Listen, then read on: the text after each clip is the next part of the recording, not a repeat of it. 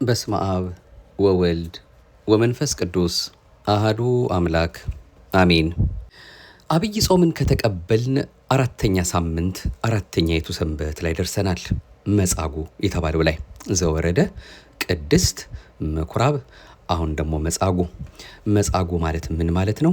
ከዚሁ ጋር ልንማራቸው የሚያስፈልጉ ትምህርቶች ምን ናቸው የሚለውን እጅግ በጣም ሰፊ ከሆነው ትምህርት ለዚህ ለማህደረ ተዋህዶ እንደ ኦርቶዶክሳዊት ተዋህዶ ቤተክርስቲያናችን እምነት ስርዓትና ትውፊት በየጊዜው ወደ እናንተ በምናደርሰው ወቅታዊም ሆነ በአጠቃላይ ቅዱስ ቤተክርስቲያናችንን ትምህርቶች በሚያሳስብ መልኩ ወደ ልባችን እንዲያደርስልን እንደ እጅ እየጠናን በምንከታተለው መርሃ ግብራችን ለዛሬ ትኩረት ሰጥተን በዚህ ርዕሰ ጉዳይ ላይ መነጋገራችንን እንቀጥላለን። ይህችን ዕለት ለማየት ያበቃን እሱ የፍቅር አምላክ ቸሩ መድኃኔዓለም ከምንም ነገር በላይ የሚገባው ለሱ ምስጋና ነውና ክብርና ምስጋና ለገናና ስሙ ይሁንልን።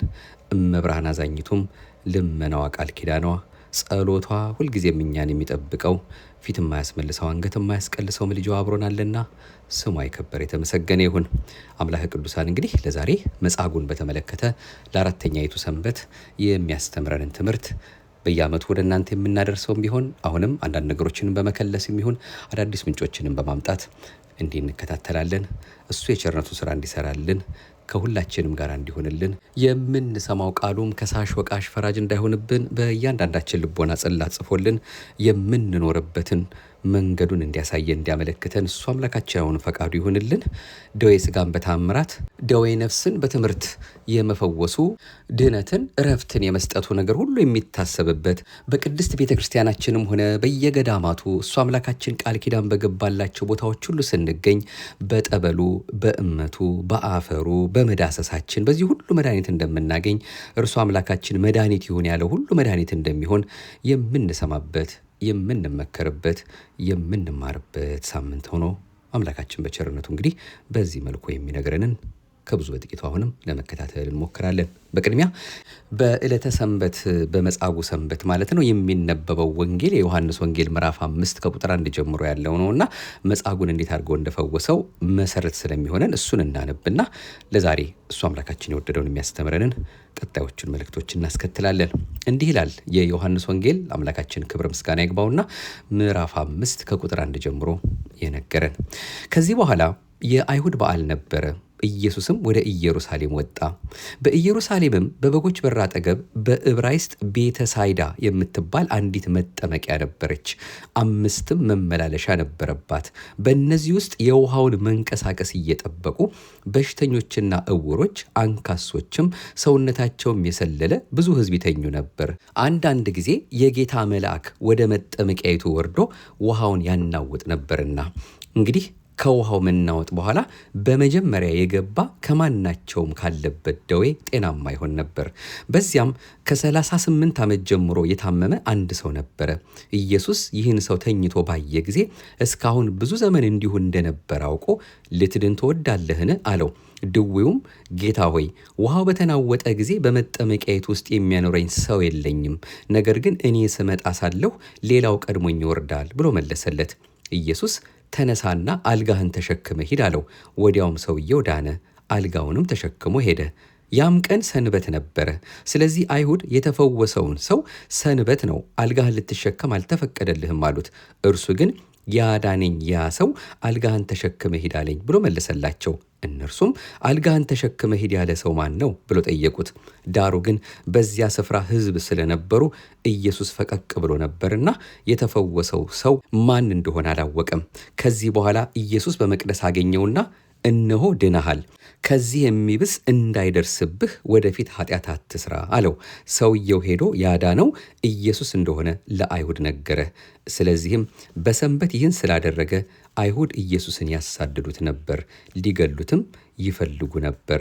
ጌታችን ኢየሱስ ግን አባቴ እስከዛሬ ይሰራል፣ እኔም ደግሞ እሰራለሁ ብሎ መለሰላቸው። እንግዲህ ሰንበትን ስለ ሻረ ብቻ አይደለም፣ ነገር ግን ደግሞ ራሱን ከእግዚአብሔር ጋር አስተካክሎ እግዚአብሔር አባቴ ነው ስላለ፣ ስለዚህ አይሁድ ሊገሉት አብዝተው ይፈልጉት ነበር። ስለ ቃሉ የመድኃኔዓለም የአምላካችን ስሙ የከበረ የተመሰገነ ይሁን። የዮሐንስ ወንጌል ምዕራፍ 5 ከቁጥር 1 እስከ 18 ያለውን ያነበብነው ይህንኑ መነሻ አድርገን ነው እንግዲህ የዛሬውን መልእክታችን እንደሱ እንደ አምላካችን ፈቃድ የምንከታተለው። አምላካችን በጠባብ ደረት በአጭር ቁመት ተወስኖ በዚህ ምድር በሚመላለስበት ጊዜ ሕሙማንን በብዙ መንገድ ፈውሷል። ማዳን የእግዚአብሔር ነው እንደተባለው መዝሙር 3 የክርስቶስ አዳኝነት የተለየ ነው። ይኸውም ከደዌ ሥጋም ብቻ ሳይሆን ከደዌ ነፍስም ነው። ቅዱሳን ቢያድኑ በባለሟልነታቸው ወደ ፈጣሪያቸው አመልክተው ቅዱስ ስሙን ጠርተው በጌታዬ በፈጣሬ በኢየሱስ ክርስቶስ ስም ብለው ተማጽነው ነው። ጌታችን ግን የሚያድነው በራሱ ስልጣንና ፈቃድ ነው። ነቢዩ ሆሴ ከኔ በቀር ሌላ አምላክ አታውቅም፣ ከኔ በቀር ሌላ መድኃኒት የለም ሲል የክርስቶስ አዳኝነት የባህሪ ገንዘቡ መሆኑን አስገንዝቦናል። ሆሴ 13 ሊቀ ነቢያት ሙሴም እንደመዘገበልን እገድላለሁ፣ እኔ አድናለሁ፣ እኔ እመታለሁ፣ እፈውስማለሁ፣ ከእጄ የሚያድን የለም በማለት አምላካችን ለማዳንም ለመግደልም ለመስበርም ለመጠገንም ባለሙሉ ስልጣን እንደሆነ አስተምሮናል። ዘዳግም 32:39 ማዳን የባህሪ ገንዘቡ የሆነ ጌታችን መድኃኒታችን ኢየሱስ ክርስቶስ ሕሙማንን በተለያየ መንገድ ፈውሷል።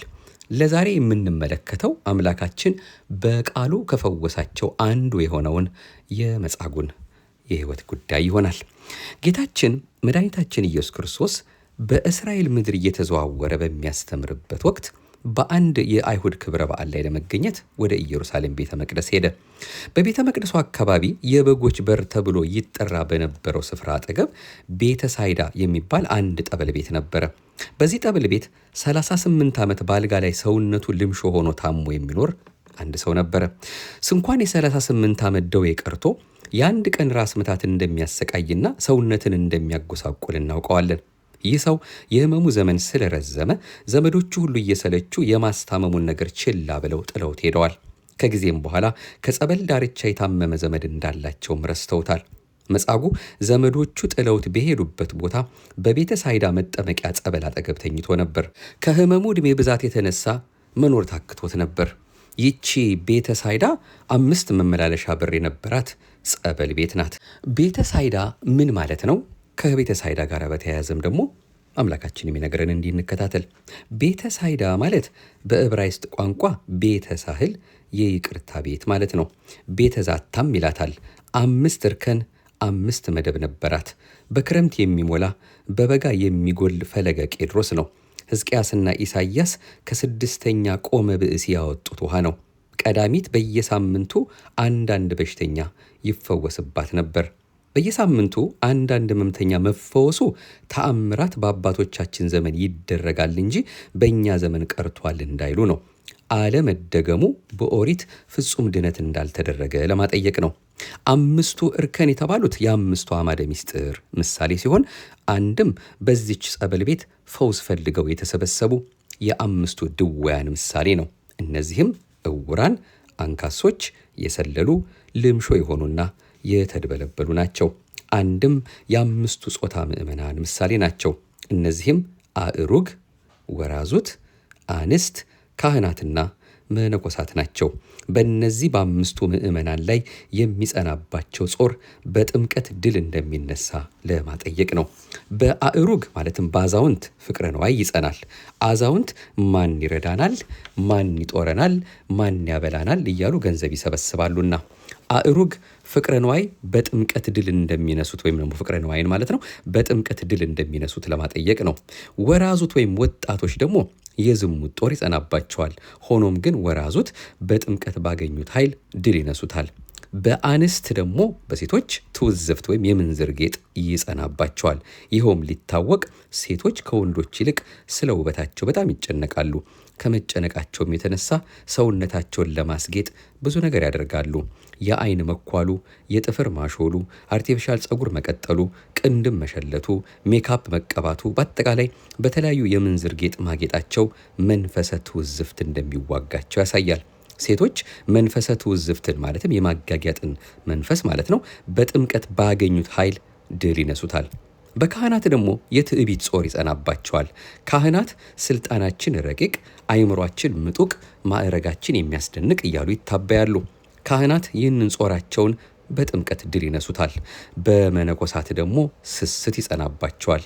መነኮሳት የተመኙትን በቅርብ ስለማያገኙ ሰይጣን በስስት ይዋጋቸዋል። በጥምቀት ባገኙት ኃይል ድል ይነሱታል።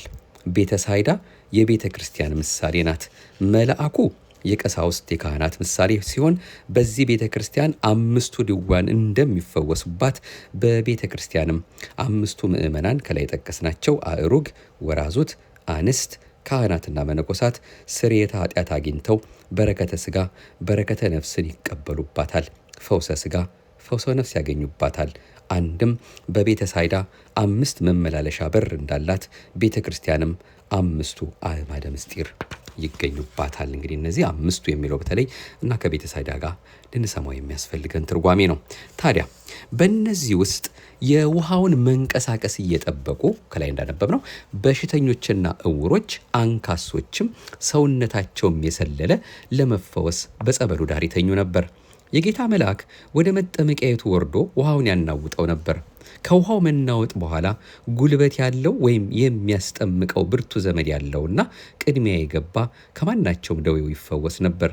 በዚህ መሰረት በየቀኑ አንዳንድ ሕመምተኛ ብቻ ተፈውሶ ይውል ነበር። መጻጉዕ ግን ሰውነቱ ልምሾ ከመሆኑ የተነሳ እንኳን እመር ብሎ ቅድሚያ ሊጠመቅ ቀርቶ ከአልጋው ላይ መገላበጥ አይችልም። ይህም በመሆኑ ለዓመታት ብዙ የፈውስ ዕድል አመልጦታል። መጻጉዕ አስታማሚ በማጣቱ ከፈውሱ ዕድል አለማግኘቱ ከህመሙ በላይ ጎድቶታል። ዛሬም በየሆስፒታሉ ደጆች ወረፋ በመጠበቅ የሚያስቀድማቸው ወገን ዘመድ አጥተው እንደ መጻጉዕ የበሽታቸው ዕድሜ ረዝሞባቸው የሚሰቃዩ ብዙዎች ናቸው። በተለይ በሀገራችን የሆስፒታሎች ቁጥር አነስተኛ በመሆኑ በሽተኞች ለሕክምና ወደ ሆስፒታል ሲሄዱ ተራ ለመጠበቅ ከሌሊቱ ቀደም ብለው ነው የሚሄዱት። ተራንም በመጠበቅ ስንት ግፊያና ትንቅንቅ እንዳለም ይታወቃል። የባሰበት በሽተኛ እንኳ ቢመጣ ተራውን አሳልፎ ለመስጠት ፈቃደኛ የሚሆን ሰው አይገኝም። እንዲሁም የሆስፒታልን አልጋ ወረፋ በመጠበቅ ላይ ያሉ ሕይወታቸው ያለፈ አያሌ ናቸው።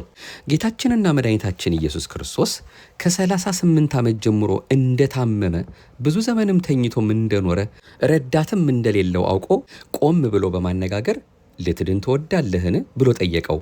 እርሱም ሰው የለኝም በማለት መልስ ሰጠ።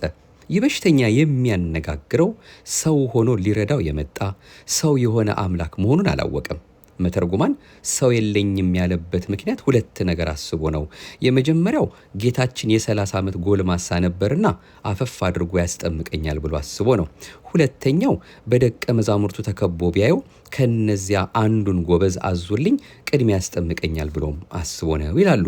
መልአከ እግዚአብሔር ከሰማይ ወርዶ ድንገት ጸበሉን ሲያናውጠው ቀድሞ ወደ ጸበሉ የገባ ይድን ስለነበር ከሁሉ አስቀድሞ እኔን ተሸክሞ ወደ ጸበሉ ሊያስገባኝ የሚችል ዘመድ ስለሌለኝ እንዴት እድናለሁ? ስለዚህ ጉልበትና ዘመድ ያለው እየቀደመኝ ይጠመቃል፣ እኔን ማን ያስጠምቀኝ ሲለው ነው። ዘመዶቹ ቁስሉን ተጸይፈው ቢድን ይዳን ባይድን ይሙት ብለው ከጸበሉ ዳርቻ ጥለውት ሄደዋል። ከዚያ ሰዓት ጀምሮ የሚያስታውሰውና ቀዝቃዛ ውሃ የሚሰጠው ለነፍሱ ያደረ እንኳን አላገኘም።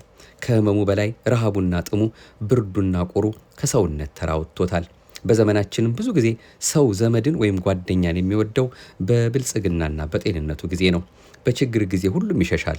አባታችን ኢዮብ አሰቃቂ አስጨናቂ በሆነ ህመም በሚሰቃይበት ጊዜ ሚስቱ እንኳ ሰልችታ ፈጣሪውን እንዲክድ ልታግባባው ሞክራ ነበር። በመጨረሻም በተዘጋ ቤት ውስጥ ብቻውን ጥላው ሄዳ ነበር።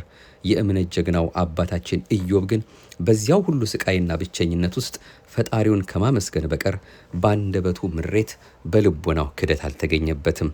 ዛሬ እንደ መጻጉዕ በየሆስፒታሉ፣ በየፍርድ ቤቱ፣ በየክፍለ ከተማው፣ በየቀበሌውና በልዩ ልዩ መስሪያ ቤቶች በተለያየ ሁኔታ ሰዎች ሰው የለኝም እያሉ ክሳቸው ሳይታይ ጥያቄያቸው ሳይመለስ ፋይላቸው ሳይንቀሳቀስ ዘወትር በመመላለስ እግራቸው ሰውነታቸው የደከመ ተስፋ የቆረጡ አያሌዎች ናቸው። በከፍተኛ የትምህርት ተቋማትም ተመርቀው የሚቀጥራቸው ወገን ዘመድ አጥተው ሰው የለኝም እያሉ የሚያለቅሱ ዲግሪያቸውና ዲፕሎማቸው እጃቸው ላይ በላብ የተበላሸባቸው ስፍር ቁጥር የላቸውም። እናም አምላካችን መድኃኒተ ሥጋ መድኃኒተ ነፍስ ሊሆን የመጣ እሱ የሁሉም መድኃኒት በመሆኑ ወዲያው መጻጉዕን ተነስተህ አልጋህን ተሸክመ ሂድ ባለው ጊዜ ድኖ አልጋውን ተሸክሞ ወደ ቤቱ ሄዷል።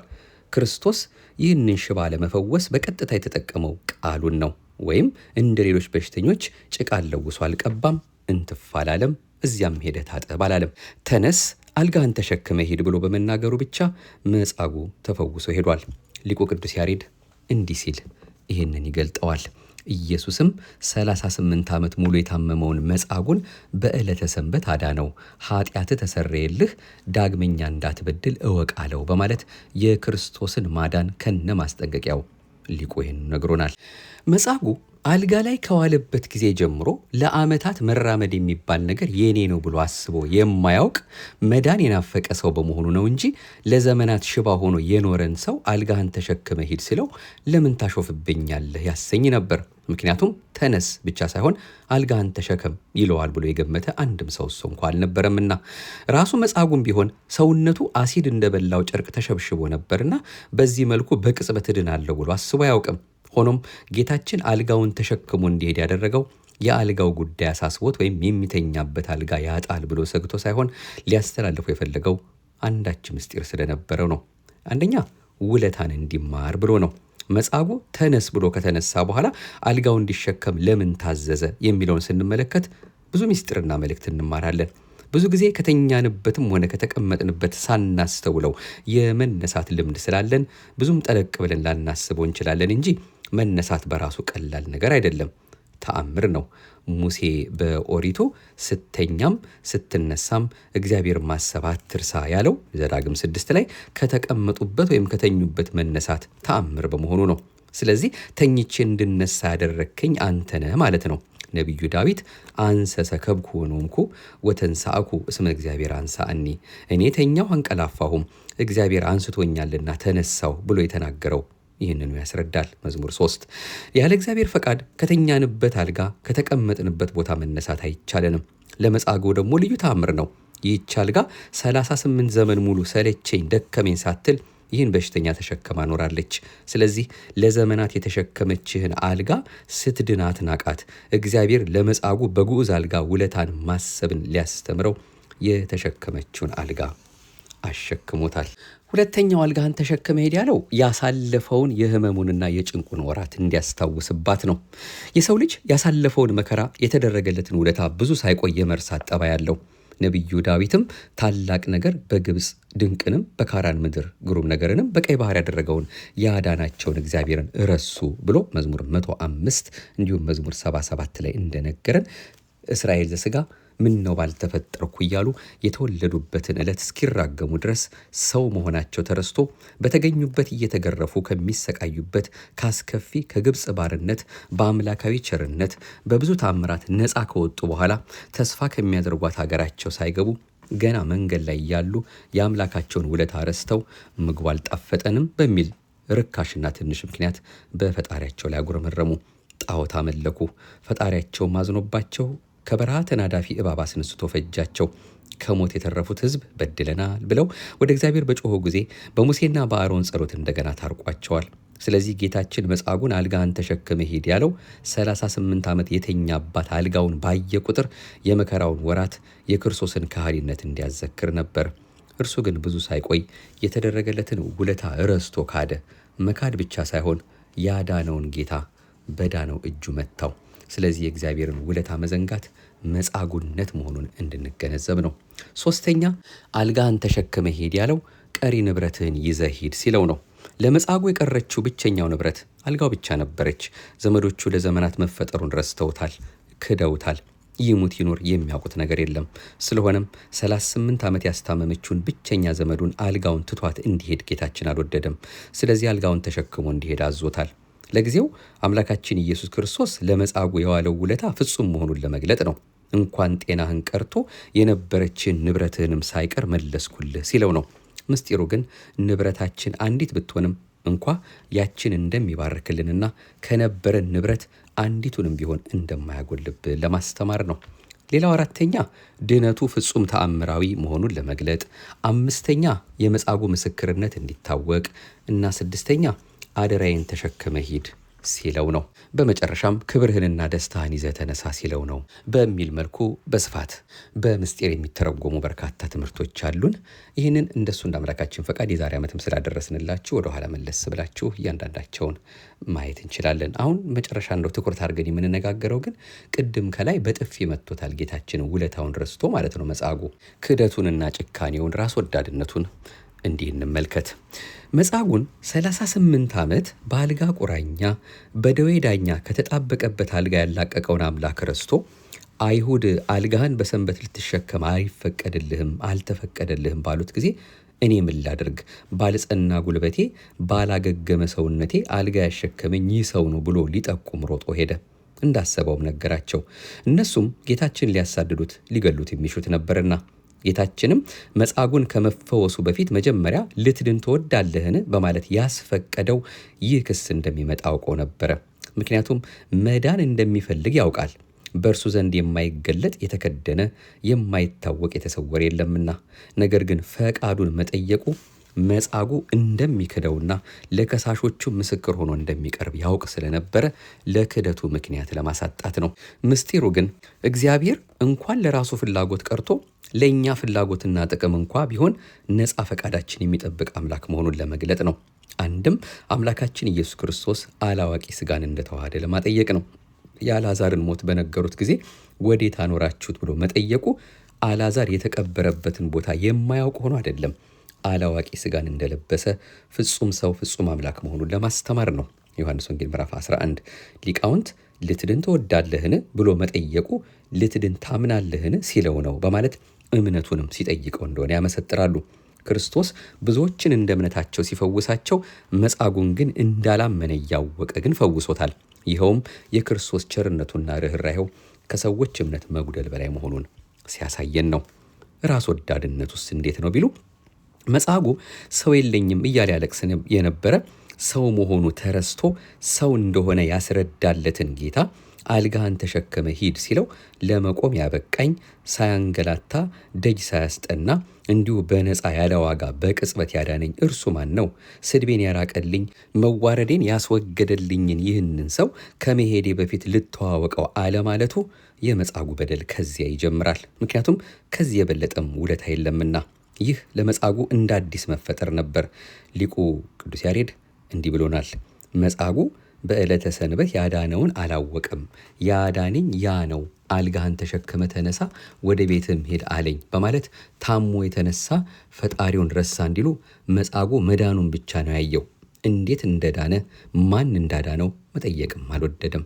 በጣም የሚገርመው ማንም ሊያደርግለት ያልቻለ የዘመናት እንቆቅልሹን የፈታለትን ውሳጣዊ ጥማቱን ያረካለትን አምላክ መልኩን እንኳ በቅጡ ሳያይ አመሰግናለሁም ሳይል አልጋውን ተሸክሞ ሄደ። መጻጉዕ ያየው መዳኑን ብቻ ነበር።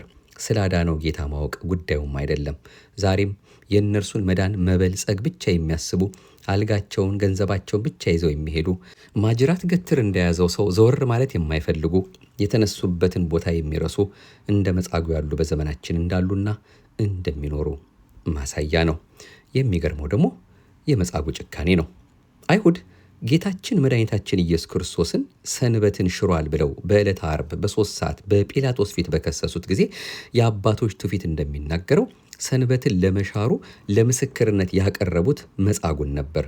መጻጉዕን ባዳነው ጌታ ላይ ከመመስከሩም በላይ በጥፊ እንደመታውና ገጸ መለኮትን የመታበት እጁ ከእሳት እንደገባ ጅማት እርር ኩምትር እንዳለ ሊቃውንት ይናገራሉ። ዛሬም መጻጉዕ ያዳነውን ጌታ በዳነ እጁ በጥፊ መምታቱን ስንመለከት ምን አይነት ጨካኝ ነው ብለን ልንፈርድበት እንችላለን። ሆኖም ግን በተደረገልን አምላካዊ ውለታ በተሰጠን ሰማያዊ ስጦታ አለማመስገን እንደ መጻጉዕ በጥፊ መማታት ነው።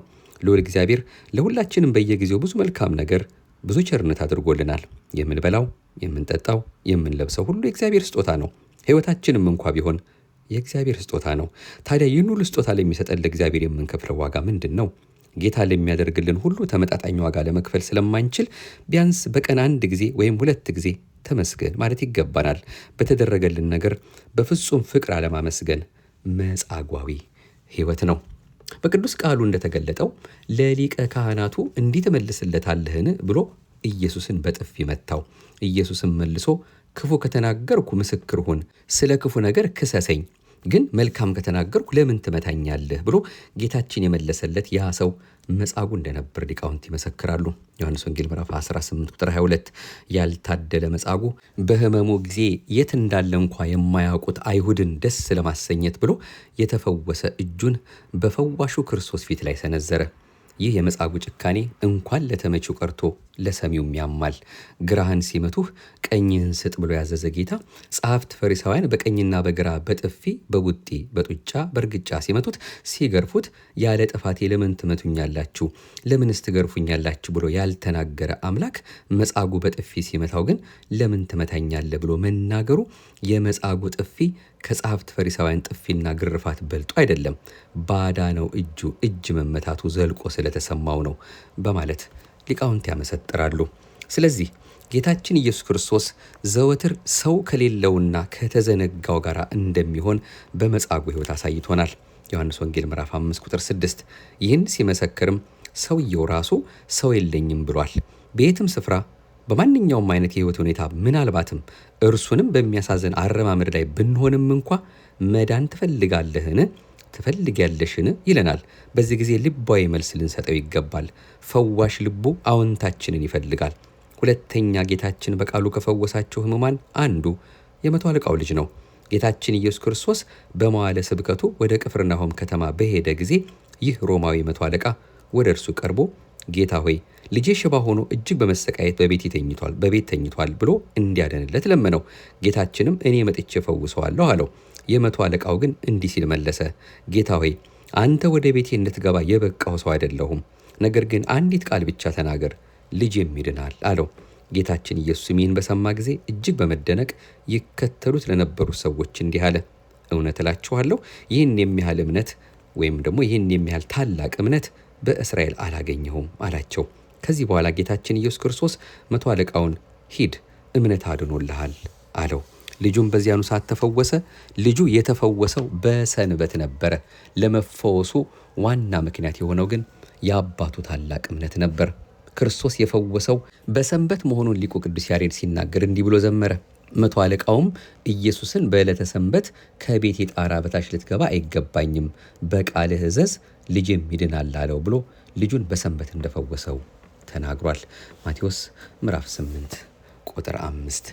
እንግዲህ አምላካችን አንዱ በቃሉ ከፈወሳቸው የመጻጉዕን ሕይወት በዚህ መልኩ አየን ማለት ነው። ጌታችን እንግዲህ ፈውስ የሰጠባቸው በተለይ የሚጠቀሱት በቃል መፈወሱ፣ በልብሱ ዘርፍ መፈወሱና በእጁ መፈወሱ ናቸው። እነዚህ በስፋት ትምህርት የሚሰጥባቸው ናቸው። መድኃኔዓለም ፈቃዱ ሆኖልን የዛሬ ዓመት ወደ እናንተ አድርሰናቸው ነበረ።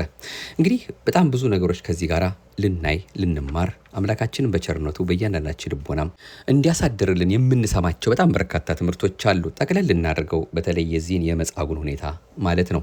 ጌታችን መድኃኒታችን ኢየሱስ ክርስቶስ እንግዲህ በዚህ ዕለት በዕለተ ሰንበት መጻጉዕ በተባለችው አራተኛይቱ የአብይ ጾም ሰንበት ማለት ነው በሽተኞችን ስለማዳኑ፣ ተአምራትን ስለማድረጉ፣ ጎባጣዎችን ስለማቅናቱ፣ ለምጻሞችን ስለማንጻቱ፣ በአጠቃላይ መለኮታዊ ማዳኑና ተአምራቱ የሚዘከርበት ሳምንት ነው። መጻጉዕ ማለት በደዌ ዳኛ በአልጋ ቁራኛ የተያዘ በሽተኛ ማለት ሲሆን ታላቁ ሊቅ አለቃ ኪዳነ ወልድ ክፍሌ በመዝገበ ቃላቸው ላይ መጻጉዕን ሲተረጉሙ መጻጉዕ ማለት ባለ ብዙ መጨጊያ ድዊ፣ በአልጋ በምንጣፍ የወደቀ የተጨነቀ የጎበጠ የተጨበጠ የሰለለ የሰለሰለ መነሳት መቀመጥ መዞር መገላበጥ የማይችል ሽባ ጎባጣ ተርካሳ ማለት ነው ሲሉ ተርጎመውታል። መጽሐፈ ሰዋስወ ወግስ ወመዝገበ ቃላት ሐዲስ ገጽ 771። ቅዱስ ያሬድ በክርስቶስ ስለተፈወሱ ሰዎችና ስለ ክርስቶስ ፈዋሽነት የዘመረው የመዝሙሩ መክፈያና ርዕስ በመሆኑ በጸናው ሄዶ ሳምንቱን መጻጉዕ ብሎታል። በዚህ አራተኛ የአብይ ጾም ሳምንት አምላካችን ጌታችን መድኃኒታችን ኢየሱስ ክርስቶስ በተለያዩ ቦታዎች እየተዘዋወረ የተለያዩ በሽተኞችን እንደፈወሰ ይሰበክበታል። በተለይም ለነዚህ በሽተኞች ጌታችን ፈውስን ያደረገላቸው በሰንበት በመሆኑ በሰንበት መልካም ስራን መስራትን፣ የታመመ መጠየቅን፣ ያዘነ ማጽናናትን፣ የደከመ መርዳትን፣ የነፍስ ረሃብ ያለበትን በቃለ እግዚአብሔር ማበርታትንና ተመሳሳይ ስራዎችን መስራት ተገቢ እንደሆነም ይሰበክበታል። የሰንበት ቀን የተቀደሰች ዕለት ናትና በሰንበት የደከሙትን ክርስቲያኖችን ማጽናት መጠየቅና ለህይወታቸው ተገቢው መንገድ የምናሳይበት እንጂ የግል ስራ የምንሰራበት አለመሆኑም ይሰበክበታል። ጌታችን ኢየሱስ ክርስቶስ በሰንበት መልካም በማድረጉ ከአይሁድና ከፈሪሳውያን ፈተና ቢገጥመውም በሰንበት መልካም ከማድረግ ግን ወደ ኋላ አላለም። ለዛሬ በክፍል 1 መቼም በየሳምንቱ ሰፋ ያለ መልእክት እንደ እግዚአብሔር ፈቃድ በቅርባችን ካሉ ምንጮችም ስለምናገኝ እነዚህ እንግዲህ በክፍል አድርገን ሳይበዛብን መከታተል ስለሚገባን ነው። ለዛሬ እንግዲህ በክፍል 1 መጻጉዕን በተመለከተ አምላካችን በቸርነቱ የነገረንን ያስተማረንን በዚህ መልኩ አይተናል። ከሰንበቱ ረድኤት በረከት እንዲያሳትፈን የቸርነቱ ስራ እንዲሰራልን ምንም እንኳ እንደ መጻጉዕ ወይም ደግሞ እንደ ሌላ ሰው በደዌ ሥጋ ታመን በአልጋ ላይ ሆነን ባንታመምም በመውጣት በመግባታችን ግን የመንፈስ ድካም ካለብን የነፍስ ችግር ካለብን ከሱ ከአምላካችን ጋር መገናኘት ካቃተን ይህ ራሱ መድኃኒት የሚያስፈልገው ህመም ነውና ወደሱ ወደ አምላካችን እየቀረብን ከላይ እንዳልነው ሁሌም እንደምንለው ደዌ ሥጋን በተአምራት አሁን እንዳየነው ደዌ ነፍስን ደግሞ በትምህርት የሚፈውስ አምላካችን ጋር ጠጋ ብለን ደግነቱና ምሕረቱን እየናፈቅን አላበጀንም እያልን ደረታችን እየደቃን ልባችን ለፍሱ አፍስሰን ፍቅሩን እያሰብን ችግር ነው ብለን በህይወታችን ውስጥ ያስጨነቀንን እረፍት የነሳንን ጉዳይ ሁሉ እኔ ሸክማችሁ የከበደ እኮ ላቀልላችሁ አጠገባችሁ ነኝ ብሎ ሁልጊዜም አምላካችን እየጠየቀን ነውና በራችንን የልባችንን በር ከፍተን እሱን አስገብተን ያሳሰበንን እንቅልፍ የነሳንን እረፍት ያሳጣንን እንደ ሰማይ የራቀብንን በተለያየ ሁኔታ ብቻ ግን እሱ ባወቀ እንዲህ ፈተና ሆኖብኛል ያልናቸውን ነገሮች ሁሉ ከሱስ በላይ ለማን እነግረዋለን? ለሱ ነግረን መፍትሄ በእጃችን እያለ በማይገባ ነገር እንዳንባክን እሱ መድኃኔዓለም ኢየሱስ ክርስቶስ እንዲደርስልንና ፈተና ያልንበትን ነገር እንዲያቀልልን ወገኖቻችን በተለያየ ህመም ውስጥ ያሉ በጸሎታቸው አስቡን የሚሉ በደዌ ዳኛ በአልጋ ቁራኛ ያሉ እሱ አምላካቸውን እየተማጸኑ እናቱን እባክሽ አስምሪን እያሉ የሚማጸኑ ወገኖቻችንንም እያሰብን እኛም ስለ ራሳችን እየተጠነቀቅን የምንኖርበትን መድኃኔዓለም አሁንም ከትላንት ዛሬ የተሻለ የማስተዋል ህይወትን ለሁላችንም እንዲያበዛልን እንዲሰጠን ፈቃዱ ይሁንልን። የተባረከ ሰንበት አድርጎ ደግሞ በቀጣዩ በክፍል 2 ደግሞ ከዚሁ የሚቀጥለውን ይህንኑ የመጻጉዕንና ከደዌ ጋር የተያያዙ መቼስ ልንሰማቸው የሚያስፈልጉ ነገሮች ስላሉ እነሱን እንዲሁ እንከታተላለን።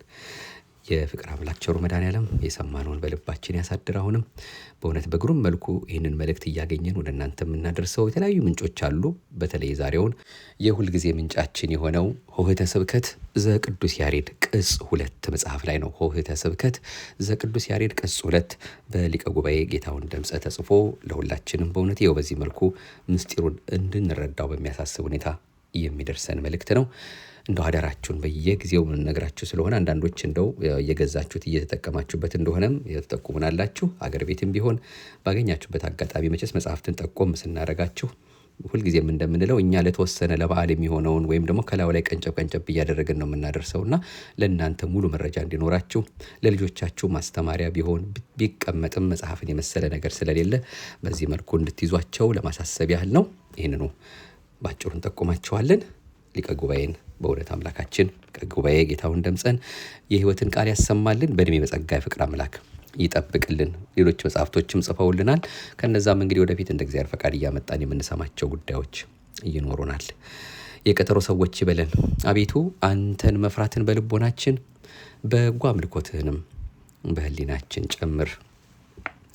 ደዌ ነኝ አንተ አድነኝ፣ መጻጉዕን የፈወስክ በልዩ ስልጣን። ደዌ ነኝ አንተ አድነኝ፣ መጻጉዕን የፈወስክ በልዩ ስልጣን። የሥጋ በሽታ ባንተ እንደተረታ እኛም ተይዘናል በነፍስ በሽታ። አድነን የሰራዊት ጌታ፣ የሥጋ በሽታ ባንተ እንደተረታ እኛም ተይዘናል በነፍስ በሽታ። አድነን የሰራዊት ጌታ። አምላካችን ሁላችንም ያድነን፣ መጨረሻችን ያሳምርልን፣ መብርሃን አብራን ትሆንልን። ሀገራችንን ሕዝባችንን መድኃኔዓለም በቸርነቱ በደግነቱ እሱ ብርሃነ መስቀሉ ይዳብስልን፣ መልካሙና ደጉን ጊዜ ያቅርብልን። የቀጠሮ ሰዎች ይበለን። ማህደረ ተዋሕዶን እንደተለመደው ለሚያደምጡ ሁሉ ማዳረሳችሁ እንዳትረሱ ከወዲሁ ለመጠቆም እንወዳለን። በቀጣዩ በክፍል 2 እንመለሳለን። እስከዚያው በያለንበት ሰላም እግዚአብሔር ከሁላችን ጋር ሆኖልን የእሱን ቃል እየሰማን እንደ አቅማችን ከጾማችን ጋር አብረን መለየት የሌለበትን ጸሎትን፣ ስግደትን፣ ምጽዋትንም እያደረግን እሱ አምላካችን እያበረታን ለእሱ አቅማችንን ጉልበታችንን እሱ እንዲባርክልን እየተማጸን እሱ ደስ ብሎት የሚቀበለው ጾምን እየጾምን ለዚያች ለብርሃነ ትንሣኤው እንዲያደርሰን ፈቃዱ ይሁንልን። አሜን። ይቆየን።